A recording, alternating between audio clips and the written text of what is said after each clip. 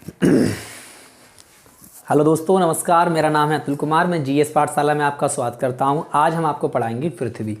ठीक है, तो बेटा क्या है कि पृथ्वी एक अपने आप में क्या एक ग्रह है। ठीक है, हमारे सौर मंडल में कुल कितने ग्रह हैं? 8।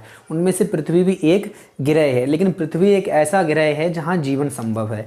अब समझना यह है कि जीवन पृथ्वी पर संभव क्यों है, तो उसी के टॉपिक पर हम चर्चा करेंगे और अच्छे से समझेंगे कि आखिर पृथ्वी पर जीवन क्यों है। ठीक है, तो सबसे पहले आइए पृथ्वी को समझते हैं और साथ ही में समझेंगे पृथ्वी के परमंडल। क्या समझेंगे? पृथ्वी के परमंडल। तो पृथ्वी में मुख्यतः 3 परमंडल होते हैं।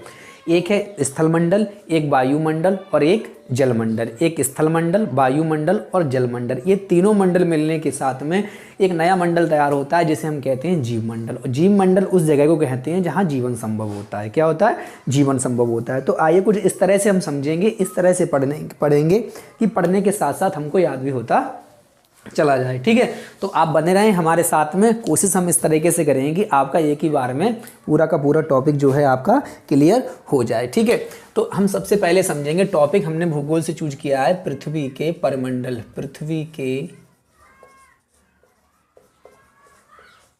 परमंडल, पृथ्वी के परमंडल। तो क्या होते हैं पृथ्वी के परमंडल? आइए देखते हैं। तो सबसे पहले हमने यहाँ लिखा जीवमंडल।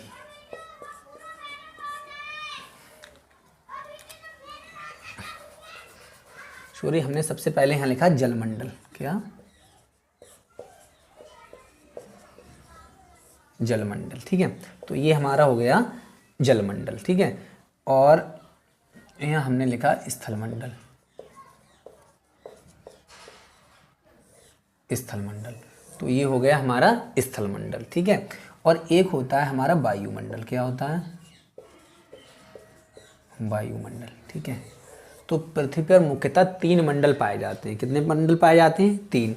एक जलमंडल, एक स्थलमंडल, एक वायुमंडल। तो हम कह सकते हैं पृथ्वी पर कुल कितने परमंडल हैं? तो 3। एक स्थलमंडल, एक वायुमंडल और एक जलमंडल। इन तीनों के होने से ही जीवन संभव है।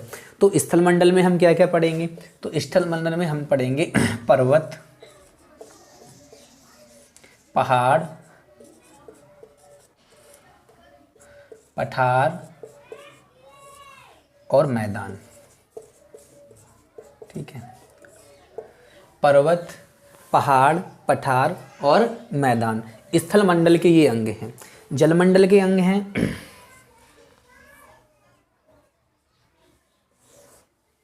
ठीक है, महासागर, महासागर, महासागर, सागर, नदी, झील और तालाब। क्या? तालाब। तो उम्मीद है इतना आपको समझ में आ रहा होगा। ऐसी वायुमंडल को हम पढ़ेंगे तो वायुमंडल की मुख्यतः 5 परतें होती हैं। कितनी परतें होती हैं? 5 परतें। एक अभी हम एक ग्राफ बना रहे हैं आपको एक समझाने के उद्देश्य से। ठीक है, उसके बाद में हम एक एक टॉपिक को बहुत अच्छे से समझेंगे और कुछ इस प्रकार से अध्ययन करेंगे कि हमें पढ़ने के साथ साथ भी याद होता चला जाएगा। ठीक है, तो आइए स्टार्ट करें। तो वायुमंडल में क्या है कि सबसे पहले पृथ्वी के सबसे निकट कोई मंडल है तो वह है पृथ्वी की क्षोभ मंडल। कौन सी परत है? क्षोभ मंडल। उसके बाद है समताप मंडल, समताप मंडल। उसके बाद है मध्यम मंडल, मध्यम मंडल। उसके बाद है आयन मंडल, आयन मंडल। ठीक है, और सबसे बाद है हमारी कौन सी? बाह्य मंडल, बाह्य मंडल, बाह्य मंडल। ठीक है, अब इन तीनों के सहयोग से जो योग से बनता है उसे हम कहते हैं जीवमंडल। जीवमंडल का मतलब होता है कि जहां जीवन है, जीव मंडल। उम्मीद है इतना आपको समझ में आया होगा। एक बार करते हैं कि पृथ्वी पे हमने कुल कितने परमंडल देखे? 3। जलमंडल, स्थलमंडल और वायुमंडल। इनके सहयोग से क्या बनता है? जीवमंडल, जहां जीवन है। पृथ्वी एकमात्र ऐसा ग्रह है जहां पर जीवन संभव है। ठीक है, तो जीवन संभव होने के लिए इन 3 परमंडलों का होना अति आवश्यक है। आप कल्पना करके देख लीजिए कि यदि मान लो पृथ्वी पर जल ही जल होता, अगर स्थल नहीं होता, क्या जीवन संभव होता? नहीं होता। आप कल्पना करके देख लीजिए कि पता है स्थल ही स्थल होता, कहते हैं जल ही जीवन है, अगर जल नहीं होता तब भी हम जीवित नहीं रह पाते। आप कल्पना करके देख लीजिए यदि वायु नहीं होती, ठीक है, अगर वायु नहीं होती तब भी हम जीवित नहीं रह पाते। तो हम कह सकते हैं कि किसी भी ग्रह पर यदि ये तीनों कैटेगरी मिलेंगी, मतलब 3 परमंडल होंगे, स्थल मंडल भी होना जरूरी है, सॉरी जलमंडल भी होना जरूरी है, स्थल मंडल भी होना जरूरी है और वायुमंडल भी होना जरूरी है। तो हमने इसे कैटेगरीज बांट दिया है। जैसे उदाहरण तौर पे जलमंडल, तो जलमंडल जब हम पढ़ेंगे तो सबसे पहले हम पढ़ेंगे महासागर कि पूरी दुनिया में कुल कितने महासागर हैं, तो 4 हैं। जैसे उदाहरण प्रशांत महासागर, अटलांटिक महासागर, हिंद महासागर और आर्कटिक महासागर। उसके बाद हम समझेंगे सागर कि सागर क्या है, ठीक है। उसके बाद हम पढ़ेंगे नदी कि कौन सी नदी कहाँ से बहती है, ठीक है। उसके बाद झील और उसके बाद तालाब। ये जो अंग हैं वो किसके अंग हैं, जैसे महासागर, सागर, नदी, झील और तालाब, ये जलमंडल के अंग हैं, ये जलमंडल के हिस्से हैं, ठीक है। ऐसे ही हम स्थल मंडल को देखेंगे तो सबसे पहले हम पढ़ेंगे क्या, पर्वत। क्या पढ़ेंगे, पर्वत। पर्वत के बाद हम पढ़ते हैं पहाड़, क्या, पहाड़। और पहाड़ के बाद पढ़ते हैं हम पठार, और पठार के बाद हम पढ़ते हैं मैदान। तो ये हमारा किसका भाग हो गया, स्थल मंडल का। ऐसे ही जब हम वायुमंडल को अच्छे से समझेंगे तो सबसे पहले हम समझेंगे क्या, क्षोभ मंडल। पृथ्वी के सबसे निकट वायुमंडल की कोई परत है तो उसे क्या है, क्षोभ मंडल। उसके बाद हम देखेंगे समताप मंडल, उसके बाद देखेंगे हम मध्यम मंडल, फिर हम देखेंगे आयन मंडल, उसके बाद देखेंगे हम बाह्य मंडल। तो उम्मीद है इतना आपको समझ में आ गया होगा। तो आइए इनमें से कोई एक देख रहे हैं हम पहले, ठीक है। जैसे उदाहरण के तौर पे हम समझ लें, सबसे पहले हम कौन सा देख लें, जैसे वायुमंडल समझ रहे हैं, ठीक है। तो वायुमंडल को अच्छे से करेंगे, ठीक है।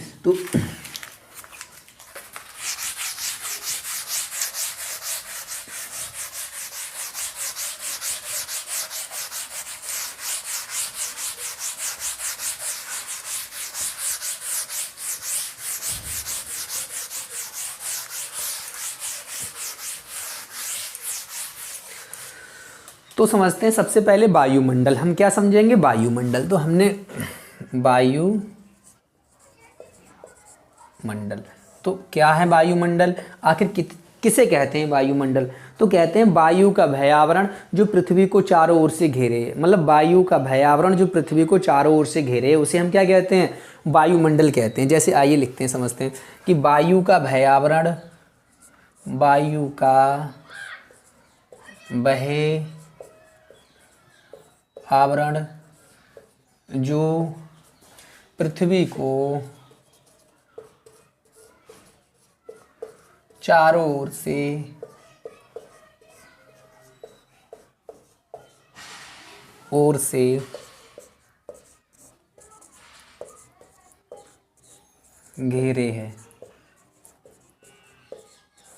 उसे हम वायुमंडल कहते हैं। वायुमंडल कहते हैं कि वायु का भयावरण जो पृथ्वी को चारों ओर से घेरे है, उसे हम क्या कहते हैं, वायुमंडल कहते हैं, ठीक है। तो जैसे मान लो हमने ये हमारी क्या है, पृथ्वी है, क्या है, पृथ्वी। हमने ये क्या है, पृथ्वी, और पृथ्वी के चारों तरफ आपने देखा है, मतलब ऐसा एक वायुमंडल की क्या है, परत है जो पृथ्वी को क्या है, चारों ओर से घेरे है, ठीक है।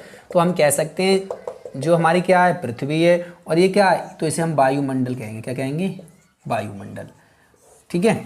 उम्मीद है इतना आपको समझ में आ गया कि पृथ्वी मतलब वायु का भयावरण जो पृथ्वी को चारों ओर से घेरे है, उसे हम क्या कहेंगे, वायुमंडल कहेंगे। तो सबसे पहले आइए समझ लेते हैं कि वायु क्या है, ठीक है। वायु क्या है, तो वायु क्या है, वायु विभिन्न गैसों का क्या मिश्रण है। वायु में विभिन्न तरह की गैसें पाई जाती हैं। जैसे मान लो वायुमंडल देख लें, तो वायुमंडल में कौन कौन सी गैसें हैं। तो सबसे पहले सबसे ज़्यादा मात्रा में कोई गैस है वायुमंडल में, तो वो क्या है, नाइट्रोजन। क्या है, नाइट्रोजन।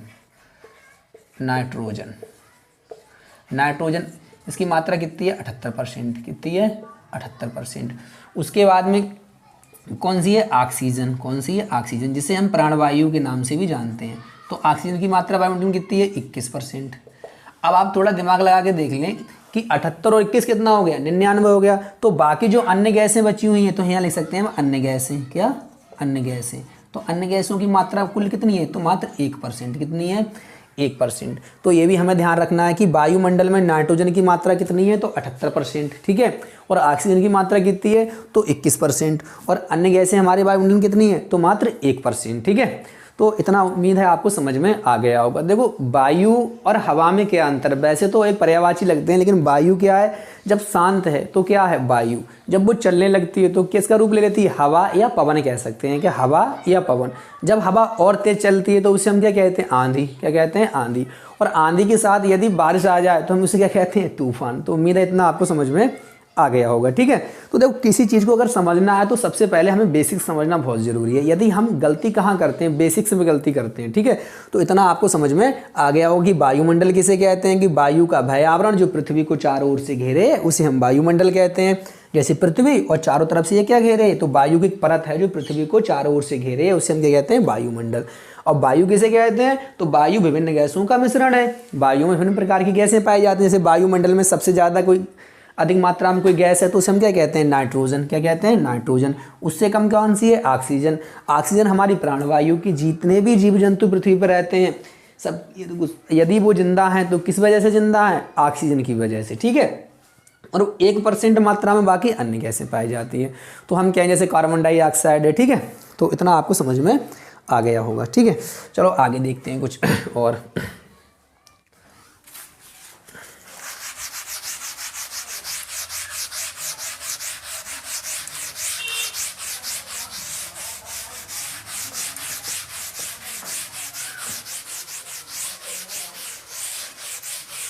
ठीक है, वायुमंडल की परतें हमने आपको बता दी हैं, लेकिन एक बार फिर भी देख लेते हैं उन संबंधित कुछ चीज़ें, जैसे कहीं से प्रश्न बनते हैं तो आइए वो चीज़ भी देख लेते हैं। जैसे उदाहरण के तौर पर समझ लो, हमने क्या बना दी यहाँ पे, ये हमारी क्या पृथ्वी है। पृथ्वी का एक हिस्सा हमने बनाया है और एक इधर से और इधर से, ठीक है। तो जैसे एक ये